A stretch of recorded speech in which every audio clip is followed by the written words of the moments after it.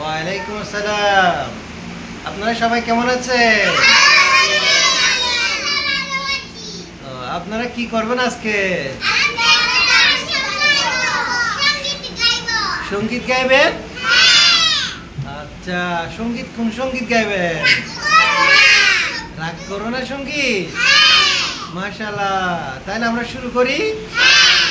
আচ্ছা, শুরু করি। রাগ করো না সত্যি সোনা